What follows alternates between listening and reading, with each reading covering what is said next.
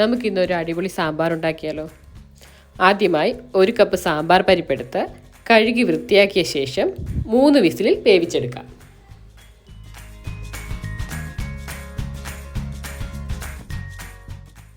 പരിപ്പ് വെന്ത് വരുമ്പോഴേക്കും നമുക്ക് കഷ്ണങ്ങളെല്ലാം കട്ട് ചെയ്ത് വെക്കാം. അതിനായി ഞാൻ ഇവിടെ എടുത്തിരിക്കുന്നത് 1 തക്കാളി, 1 സവാള, 4 വെണ്ടയ്ക്ക, 1 മുരിങ്ങയ്ക്ക, 1 ചെറിയ കഷ്ണം കുമ്പളങ്ങ, 2 പൊട്ടറ്റോ, 4 പച്ചമുളക്.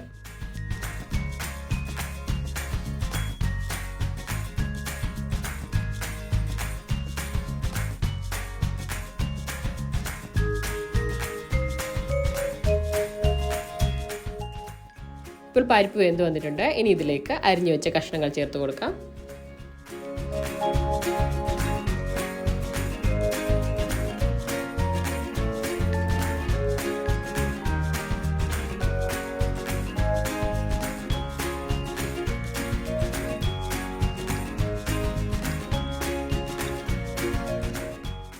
ഇനി ഇതിലേക്ക് അല്പം വെള്ളം കൂടെ ചേർത്ത് 1 വിസിലിൽ വേവിച്ചെടുക്കാം.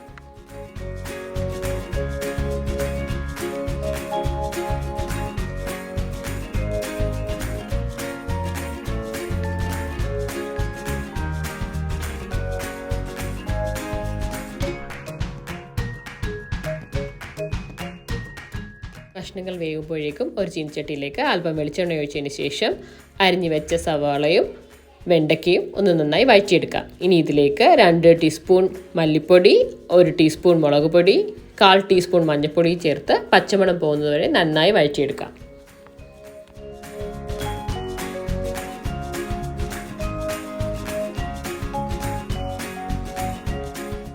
ഇപ്പോൾ പൊടികളുടെ പച്ചമുളകൊക്കെ ഒന്ന് മാറി വന്നിട്ടുണ്ട്. ഇനി ഇതിലേക്ക് കട്ട് ചെയ്ത് വെച്ച് തക്കാളി ചേർത്ത് കൊടുക്കാം. തക്കാളി ചേർത്ത് ഒന്ന് നന്നായി വഴറ്റിയെടുക്കാം.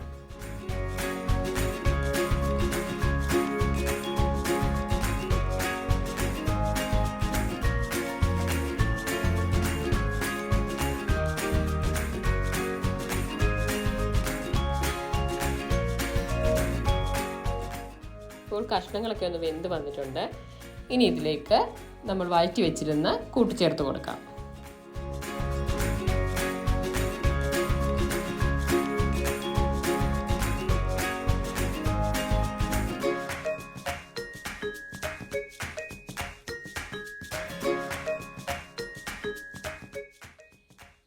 കൂട്ട് ചേർത്തതിന് ശേഷം നന്നായി ഒന്ന് ഇളക്കി യോജിപ്പിക്കാം.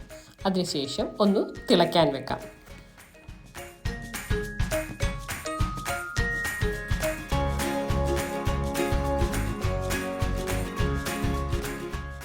സാമ്പാർ തിളച്ചു വരുമ്പോൾ അതിലേക്ക് കടു വറുത്ത് ചേർക്കാം. അതിനായി ഒരു ചീനിച്ചട്ടി അല്പം വെളിച്ചെണ്ണ ഒഴിച്ചതിന് ശേഷം അല്പം കടുക്, 2 ചെറിയുള്ളി വട്ടത്തിലരിഞ്ഞത്, 2 ഉണക്കമുളക്, കുറച്ച് കറിവേപ്പില ചേർത്ത് താളിച്ച് തിളച്ച സാമ്പാറിലേക്ക് ചേർത്ത് കൊടുക്കാം. ഊണ്, ദോശ, ഇഡലി എന്നിവയ്ക്കൊപ്പം സെർവ് ചെയ്യാൻ പറ്റുന്ന ഒരു ഈസി റെസിപ്പിയാണ് ഇത്.